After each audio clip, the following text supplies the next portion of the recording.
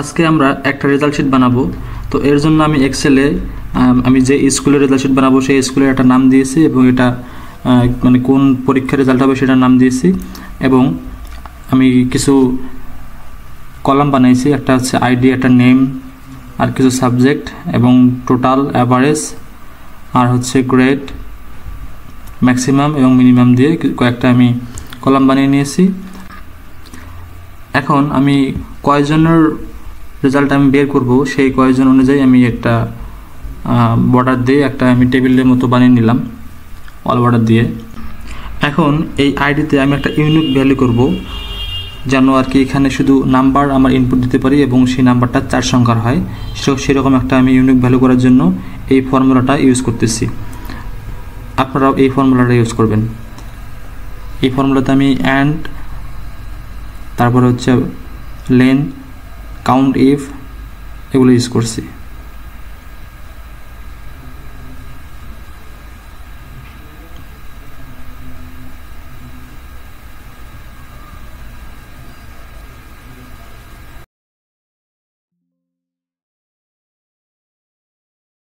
এখন আমি এই ফর্মুলাটা আমি কাট করে আমি চলে যাব হচ্ছে এইগুলোকে আমি সিলেক্ট করে নেব। আমার যেটা রেঞ্জ সিলেক্ট করে নেওয়ার পর আমি ডাটাতে গেলাম, ডেটা থেকে ডেটা ভ্যালিডেশন, তারপর এখান থেকে এয়ারতে ক্লিক করে কাস্টমে যাব, তারপর এই বক্সে সেই ফর্মুলা পেস্ট করে দেব। এখন এইখানে আমি আমার আইডিটা লিখব। এখানে এখন আপনি একই আইডি এই পুরো রেঞ্জের ভিতরে ডাবল লিখতে পারবেন না এবং 4টা সংখ্যার বেশি লিখতে পারবেন না, এটা ছিল আমার মূল উদ্দেশ্য। তো আমি লিখে এটা টান দিয়ে দিলাম, সিরিজ করে দিলাম। তো এখন আমি যাদের রেজাল্ট বের করবো তাদের নামগুলো আমি লিখে নিচ্ছি, আপনারা আপনাদের নামগুলো লিখে নেবেন। আমি লিখে নিলাম।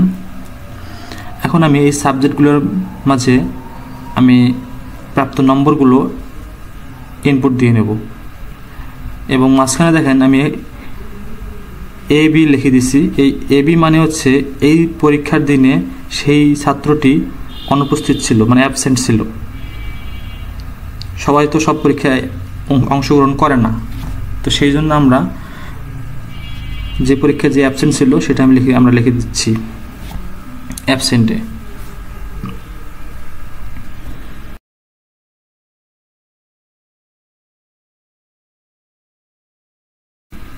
এখন আমরা এই টোটালে সম্পূর্ণ সাবজেক্টের প্রাপ্ত নাম্বারগুলো যোগ করব। তার জন্য আমরা সাম ফাংশন কল করলাম, দেন প্রত্যেকটা সাবজেক্ট সিলেক্ট করে দিলাম, তারপরে বাকি সবগুলো সেলে আমি টান দিয়ে কপি করে দিলাম। এখন এভারেজে সেই একই কাজ করব, এভারেজ কল করে প্রত্যেকটা সাবজেক্ট সিলেক্ট করে দিয়ে এন্টার দিয়ে দেবো এবং পুরোটাতে টান দিয়ে দিলাম, তাহলে সবগুলো আমার এভারেজ চলে আসলো। এখন এই গ্রেডে একটু কমপ্লেক্স আছে। আপনি এখানে ইফ ফর্মুলা নেবেন, তারপরে আমাদের অর ফর্মুলা নিতে হবে। তার কারণ হচ্ছে আমরা এখানে একাধিক সেল নিয়ে কাজ করব, আমরা এখানে একটা সেলে কাজ করব না, তার জন্য আমরা অর নিলাম। তো এখন আমরা ধরেন এই বাংলা সাবজেক্টের এই সেলে আমরা ক্লিক করলাম, ক্লিক করে এইখানে যদি অ্যাবসেন্ট হয় অথবা কমা যদি ইংলিশে এই সেলে যদি অ্যাবসেন্ট হয় বা অ্যাবসেন্ট দেখায়, অথবা যদি এই সেলটাতে অ্যাবসেন্ট দেখায়, মানে আপনি যতগুলো আপনার সাবজেক্ট থাকবে প্রত্যেকটা সাবজেক্টের সেল ক্লিক করবেন এবং এভাবে লিখবেন। এই এবিটার দুই পাশে দেখেন আমি ইনভার্টেড কমা দিয়েছি। ইনভার্টেড কমার উদ্দেশ্য হচ্ছে আমরা এখানে টেক্সট লিখছি, টেক্সট লিখলে ইনভার্টেড কমা দিতে হয়। যদি সবগুলোতে এটা দেখায় তাহলে আমরা ব্র্যাকেট ক্লোজ দিয়ে কমা দিয়ে আমরা এবি লিখে দিলাম, মানে আমাদের অ্যান্সারটাও অ্যাবসেন্ট আসবে, মানে আমাদের এখানে অ্যাবসেন্ট দেখাবে। যদি আমাদের এখানে কোনো সাবজেক্টে অ্যাবসেন্ট দেখায় তাহলে আমাদের এখানে অ্যাবসেন্ট দেখাবে। আবার ইফ অ্যান্ড অন নিলাম, নেওয়ার পরে সেমভাবে সিলেক্ট করতেছি এবং এবার যদি 33-এর কম নাম্বার সে পায় এই সাবজেক্টগুলোতে সেটা লিখতেছি। ভালো করে খেয়াল করবেন, 33-এর যদি কম নাম্বার সে পায় এই প্রত্যেকটা ছেলে, তাহলে দিলাম ব্র্যাকেট, তাহলে সে ইনভার্টেড কমা ফেল হবে, এফ লিখে দিলাম, আবার কমা।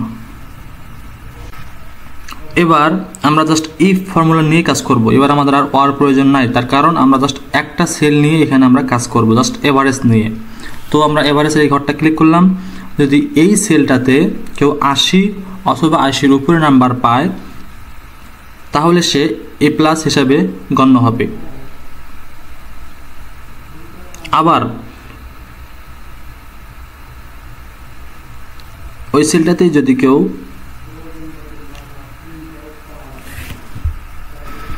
70 বা 70-এর উপরে নাম্বার পায় তাহলে সে এ গ্রেড পাবে।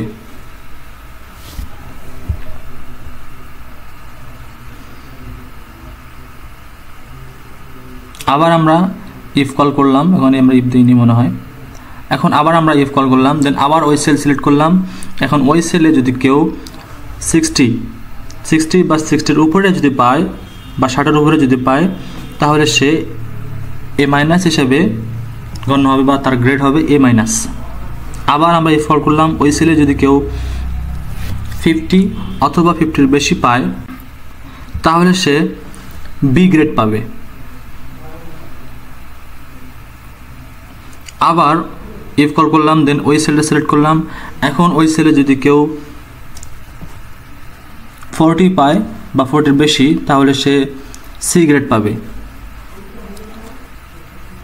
মানে এই যে গ্রেড এবং কত পেলে কোন গ্রেড পাবে এইটা আসলে আপনাদের অ্যাসেসমেন্ট বা পরীক্ষার সময় যেটা বলবে আপনারা সেইভাবে সাজাবেন। আমি এইভাবে দিছি দেখে যে আপনারা এইভাবে দেবেন বিষয়টা এমন না, আপনারা জাস্ট ফর্মুলাটা বুঝে নেন, এভাবেই হবে। এখন দেখেন আবার ওই সেলে যদি কেউ 33 বা 33-এর উপরে পায় তাহলে সে ডি গ্রেড দিয়ে আমি ওকে দিলাম। দেখেন আমার ফর্মুলা চলে আসছে। এবার সবগুলো টান দিয়ে দিলাম। এখন দেখেন আমার এখানে যে কিছু জায়গায় আমার অ্যাবসেন্ট চলে আসছে, মানে অ্যাবসেন্ট বলতে এবি চলে আসছে। ভালো করে খেয়াল করেন, যে ঘরে আমার এবি আসছে তার সামনে সাবজেক্টে যে কোনো একটা সাবজেক্টে সে অ্যাবসেন্ট ছিল, যার কারণে আমার এখানে অ্যাবসেন্ট চলে আসছে। তো এই অ্যাবসেন্টগুলো আমাকে হাইলাইট করতে হবে, তার জন্য আমি পুরো সব সেলগুলো সিলেক্ট করলাম। দেন এখানে গিয়ে এই জায়গায় আমি এবি লিখবো। লেখার পরে এখান থেকে আমি এই কালারটা সিলেক্ট করে দিয়ে ওকে দিয়ে দেবো। দেখেন আমার এখানে সবগুলি লাল হয়ে গেছে। এখন আবার আমি জাস্ট এই গ্রেডের এই সেলগুলো সিলেক্ট করব, করার পর আবার ফরম্যাটিং চলে যাবে। এখান থেকে এখানে ইকুয়াল টুতে গিয়ে আমি এখানে ইয়েলো কালার সিলেক্ট করে এফ লিখে দিলাম, মানে আমার যারা ফেল করবে তারা হচ্ছে হলুদ কালারে আসবে।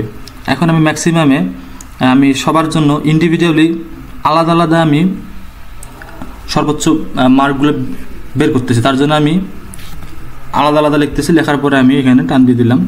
আবার যদি আপনাদের বলে যে সবগুলো মিলিয়ে একটা ম্যাক্সিমাম বের করতে হবে, মানে সবার মধ্যে কে সবচেয়ে নাম্বার বেশি পেয়েছে, তাহলে আপনারা একইভাবে এই পুরো সেলগুলো আপনারা মার্কস ফিল করে দিয়ে এখানে আপনারা এই ম্যাক্স কল করে নিয়ে এসে এই অ্যাভারেজ সম্পূর্ণ সিলেক্ট করে দিয়ে এন্টার দিয়ে দেবেন, তাহলে হয়ে যাবে।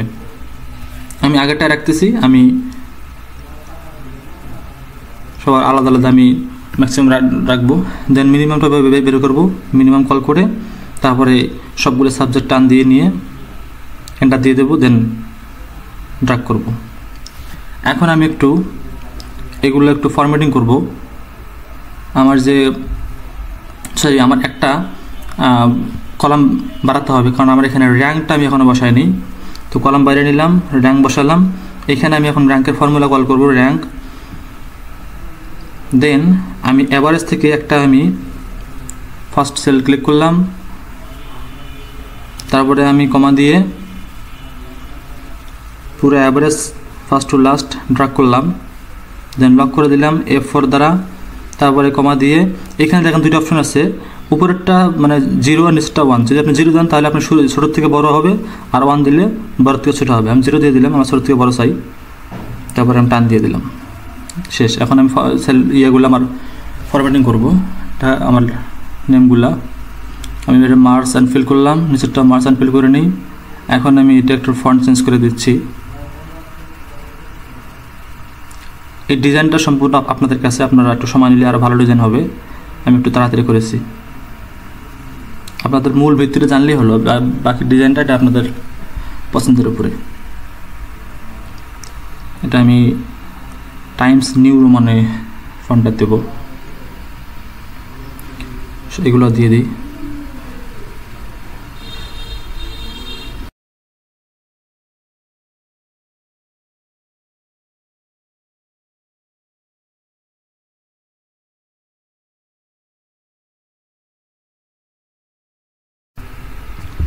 আমাদের রেজাল্ট শিট এখন রেডি।